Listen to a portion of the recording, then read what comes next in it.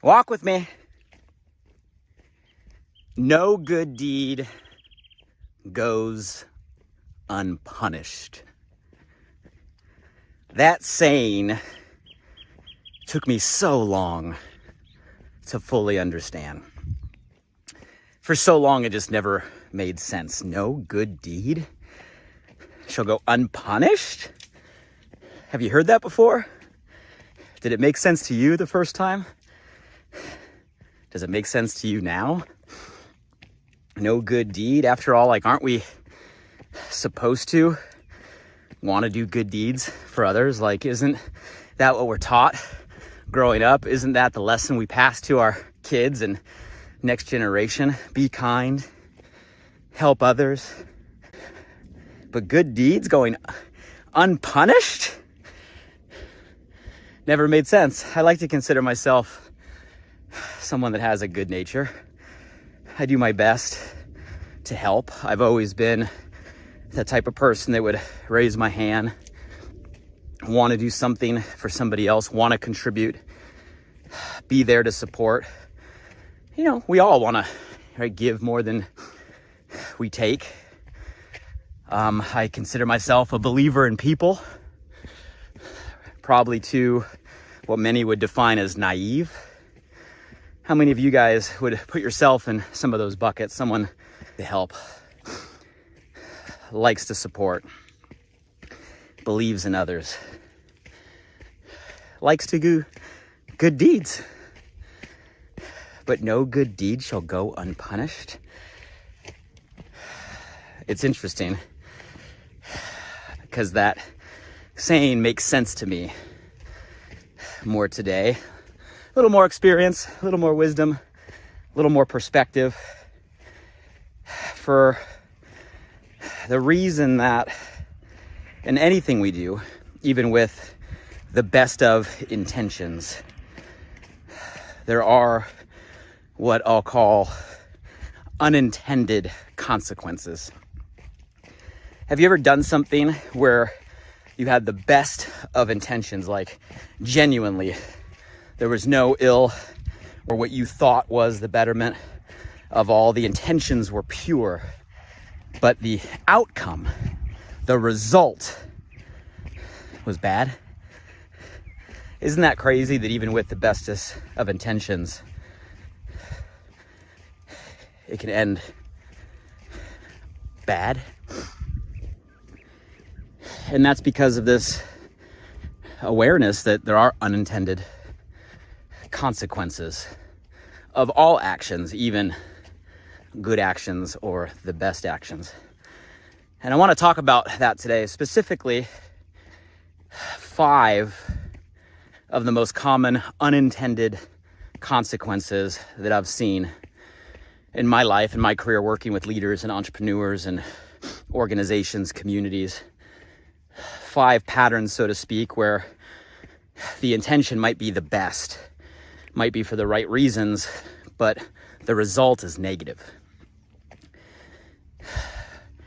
And I want to bring an awareness to these 5 things, because I'm sure they're things that you have experienced or you will experience. Maybe as we go through them, it'll hit that filter, shift that script for you, maybe to connect some dots of things looking backward and be more prepared as we progress forward.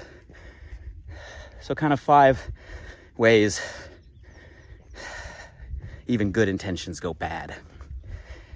Before we get into those, who's by my side? I'm going to ask, who is to my side today? Don't be shy, say hello below, drop what city you're watching from, what country you're watching from. Hope your new year is off to an amazing, exciting beginning. If you're new to the crew, welcome. We walk together live, usually around the same time, same day, and just share some inspired thoughts, stream of consciousness, perspective shifts, and we welcome everybody. So feel free to say hello and participate. I want your opinion, your perspective. Don't be shy. Imagine we're all walking together, one global community. And as always, we love when our community grows. So if there's someone that comes to your mind or your heart on today's topic, tag them in the comments. Share this to your feed. And if you're so inspired, catch up on some past ones. We've had some good ones on the podcast. Just search Alive by Design or my name, Blake Mallen, on all the podcast places. Up over 150 episodes now. Crazy. No good deed goes what? Unpunished. So, unintended consequences. What I mean by that is when we do something with the best of intentions, like our genuine reason for doing it in our own mind, from our own perspective, is to get a positive outcome, a positive result. But the end actual result, what happens, if we're honest for ourselves, ends up poorly, ends up negative, maybe ends up worse than had we not done anything to begin with. Therefore, I call it an unintended consequence, because it's not intended, but it is a consequence nonetheless. And there's 5 that I want to talk about today. The first unintended consequence has to do in the situation where we try to help somebody that we believe really needs help. Like, we genuinely think we can contribute. Someone's in a position or a situation, you feel they need some support, some perspective, some guidance, a helping hand, and you give it. And you give it for no other reason than to help that person because you genuinely care. How many of you can think about a situation in your life where someone, maybe close to you, maybe a family member, close friend, colleague, was in a situation where they needed help and you felt compelled to do something about it? And in many cases, right, we're able to lend a helping hand and offer guidance and perspective that is a positive result. But in some cases, we get an unintended consequence that the more we help and the more that we take on and the more that we do for that person, the more we take away that person's ability to learn and grow for themselves. And the best analogy for all the fellow parents out there, and yeah, I'm a parent of littles right now. My son's 7, my daughter 4. But as parents, you learn that you can't do everything for your kids, because if you do everything for your kids, that they don't learn how to do it for themselves. And sometimes it's the hardest thing, is you don't want to see your kids struggle. You don't want to see your kids fail. You don't want to see your kids make mistakes. You don't want to see your kids fall down, because it hurts them when they do that. And it hurts you as a parent to watch, right, your children hurt emotionally when they make a mistake. Nobody likes that feeling, but that is the very thing that our kids have to go through in order to learn. You guys see, there is no life without mistakes. There is no progress without failure. There is no getting better without first messing up. That is the way in everything. And the more that we try to protect in our own mind our kids in this example, the more we deprive them from going through the things they need to go through to learn, to build the muscle. Not just the skill set, not just the know-how, but the mental muscle of trying, the mental muscle of resilience, the mental muscle of continuing, the mental muscle of getting back up, the mental muscle of knowing they can do it again, the mental muscle to know that a mistake isn't bad. And as parents, we learn that really, really quickly, because we want our kids to grow. But that analogy transfers into every aspect of our life. That analogy transfers into us as leaders. If you're leading a community, if you're leading a company, if you're leading an organization, one of the things you have to learn as a leader is you can't do everything for the individuals in your organization. The more that you do for them, the more you deprive them of the opportunity for them to grow on their own. And sometimes when we're in that situation, we think we're helping and we're putting ourselves out there. And sometimes we're doing that for our own significance, our own validation, our own feeling of we are enough, that we can help, our own ego, if you call it, that we are a helper, if we're honest with ourselves. Not realizing that in fulfilling our own need for that significance, our own need for an identity that we are a good person there to help filling our own need is depriving the person on the other end from becoming who they're meant to be. So that's a common unintended consequence in many situations where you help an individual, and the more you help them, the more you enable them not to learn and grow on their own. And it's a fine line. It's a balance as a parent, but also as a boss, as a leader, as an entrepreneur, as someone that just wants to contribute to the betterment of the communities that you're a part of. So you have to ask yourself in those scenarios, what is not only your intention going into it, but truly being honest, what's the outcome between you and that individual?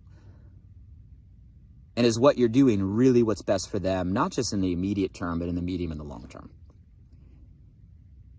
Another scenario, sometimes we get involved in a certain situation or a certain circumstance, and the more that we do and the more that we contribute, the more we also deprive the opportunity for others that are a part of the community, of the organization, of the group, in order to carry their own weight, in order to contribute in their own way. Have you ever been in a situation where you're really, really good at something? Maybe you're in a situation where you really excel. Maybe you're in a situation where you can carry a lot of weight. You're in a situation maybe where you can put in a lot of time. Maybe you're in a situation where you can give it your all. And you do so with the intention of contributing to the organization or the community. And you think by you doing all you can, carrying all the weight, contributing as much as you can, is helping the organization as a whole. Maybe blind to the unintended consequence that you're not allowing room for others that are a part of the group, of the community, of the organization to contribute in their own way. I see this happen a lot of times, especially when you have people that are extremely talented, extremely skilled, high achievers in a certain area, because maybe the end result, the finished product, would be quote unquote better if they just did it all on their own. But they're ignoring that the process a lot of the times is just as important as the finished product, the process of other people contributing, other people learning, other people being a part of the creation, having buy-in and ownership in the result. In order to create something great, I think it's always going to take the buy-in, the ownership, the responsibility on way more than just one. And it's the ability for many to all contribute and feel like they're contributing that creates greatness. So sometimes an unintended consequence for many individuals when working in a group and working with others is they don't allow the space or the opportunity for others to contribute in a meaningful way, or in a way that allows them to feel like they're giving what they want to the whole. So you got to ask yourself in those situations, right? Can the group contribute? Is the community a part of? Can you allow space for others to lean in order to get the buy-in of a larger number of people moving or rowing in the same direction? Right? So sometimes there's unintended consequences to the person that you think you're trying to help. Sometimes there's unintended consequences to the group or the organization, right, outside the person that you think, right, you're helping or you're contributing to. Sometimes you being a part of the equation at all actually becomes a crutch for other people not to step up and contribute in a way that they can or should. So sometimes there's an unintended consequence where you being in the equation for the reasons that you think are the best, for the reasons to help, for the reasons to make an impact, for the reasons that are all positive and all good, sometimes you being there at all gives other people a reason or excuse not to be. Isn't that crazy that sometimes an unintended consequence of even your presence deprives other people of the opportunity to grab the ball, where if you weren't there, someone would have to step up or step in. Sometimes even your absence in a certain situation can get the best outcome or the best progress forward. How about in certain situations where your time and your energy going into a specific person or a specific direction that isn't being received the way that it can be or that it should be. Have we ever tried to help somebody because they need the help? Like they really need the help and you know you can help, but for whatever reason the person doesn't want the help? There's a big difference between need and want, isn't there? And we learn over time that you can't help somebody that doesn't want to be helped, even if they need it in that situation. Because I've been a part of certain circumstances where this has been dire, tragic, dramatic, where people desperately needed help, but no matter what we did, if they didn't come to a place where they wanted it, there was no progress that could be made. And the energy and the time spent in that direction not only was ineffective, but there's an opportunity cost, meaning energy spent in a direction that's not moving is energy not spent elsewhere in another direction that can have a greater impact.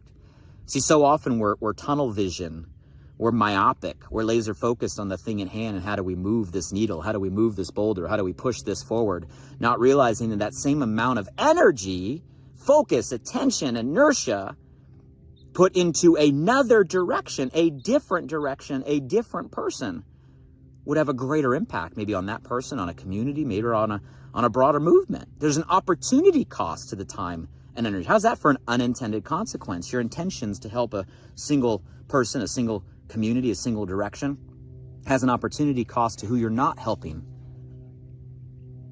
with the same amount of focus.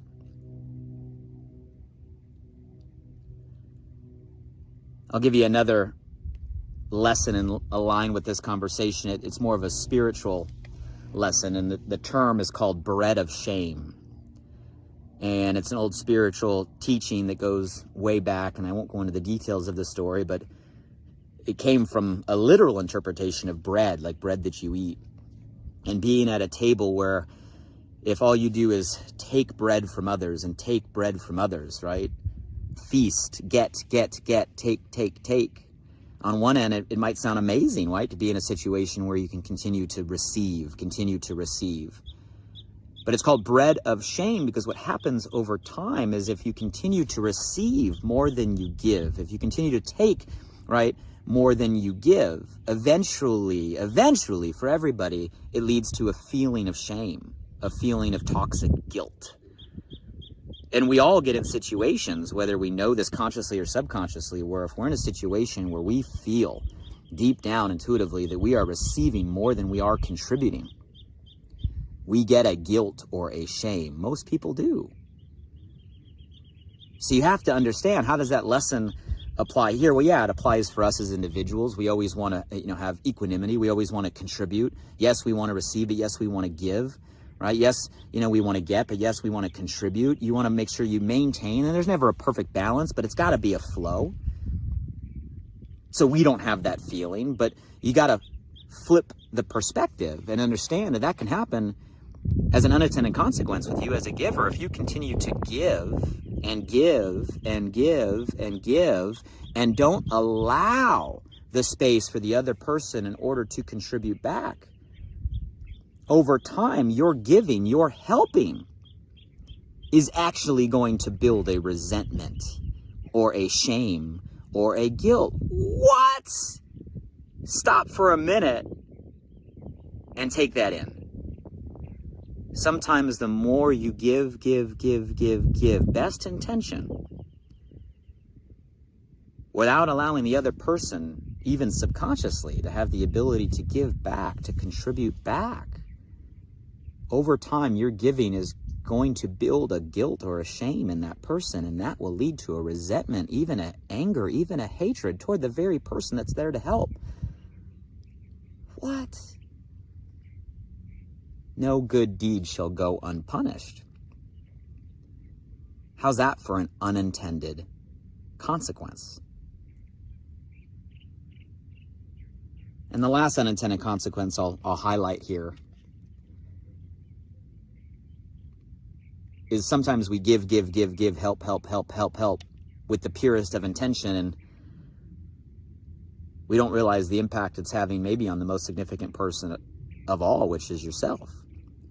And I've seen so many people that are amazing, good-natured believers in people, there to help, caretakers of the world, give all they got to the point where they just had nothing left.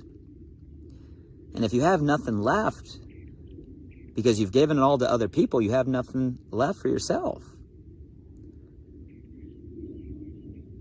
The old saying, you can't pour from an empty cup.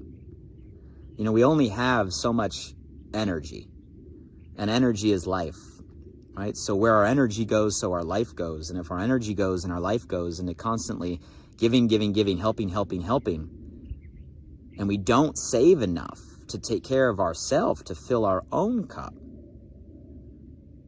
well, not only can you get into a position where you can no longer give and help others, you can get into a position where your life, your energy source is drained, is depleted, is run out. I've seen some people give so much of themselves that there's nothing left, and then they build anger and resentment toward everybody, not realizing that the root cause was the discipline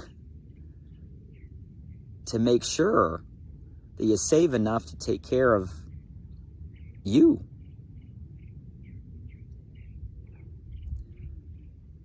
So those are a couple unintended consequences, patterns that we see over and over and over again. Starting with the best of intentions and the best of outcomes, but sometimes we give so much that we don't allow space for the person that we're giving to grow on their own. Sometimes we give so much that we don't allow the communities that we're a part of the space to contribute. Sometimes we give so much and we don't even realize the opportunity cost, that we're focused in one direction and we're not putting our energy and our experience and our perspective in another direction that might have a greater impact on a person or a community. Sometimes we don't realize the bread of shame. The more we give, not allowing space to contribute back, is going to build a shame or a guilt and a resentment for you as the giver. And sometimes we give, not realizing that we're forgetting to give to the most important person of all, which is allowing you to have the time and space to constantly recharge so you can always be at your best and have a full cup to pour into others. Unintended consequences, they can all come with the bestest of intentions, where sometimes we're doing the right things for the right reasons, even maybe for the right people, but in a way that gets a result that is a negative outcome. Sometimes even the best of intentions can get bad results. So you might be saying, well, Blake, what's the point of this message? Does that mean I don't help others? No, do not misunderstand me, right? I'm not saying at all in any way that we shouldn't contribute, we shouldn't help. But I am saying maybe there's two questions we should ask ourselves in any situation. And it comes with a root of honesty. Honesty with ourselves. Question number one is, what is our intention in this situation? What root is our intention? Are we really there to help the person, or are we feeding our own significance? Are we feeding our own ego? Are we feeding our own identity to be a caretaker or a helper? Are we stuck in our own core belief? Are we feeding ourselves? What is our real intention here? And then the second question is, what is the real outcome? What is the real outcome that is happening?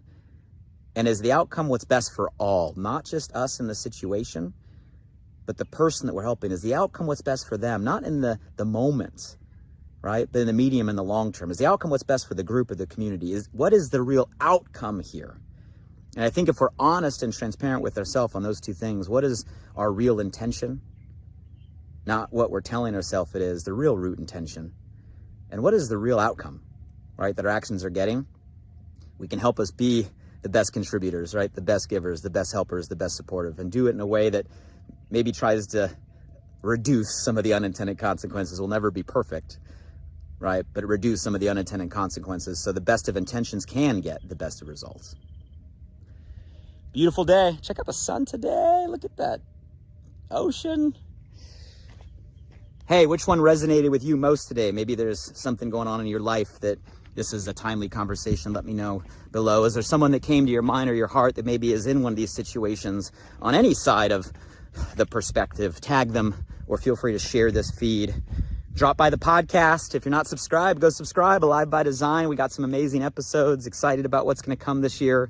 Got some fun things in store. Always love it when you guys leave ratings and reviews on the podcast. I read every one of them. Appreciate all of you. Hope your year is off to an amazing start. And here's to 2023, continuing to move forward with the best of intentions, but doing with a level of awareness, a level of consciousness, a level of growth that also gets the best outcomes through our efforts and our actions for all that are involved. Hope today's conversation helped. In the meantime, good luck this week. Have an amazing, amazing week. And I hope you're able to contribute in a meaningful and impactful way that gets the most for you and those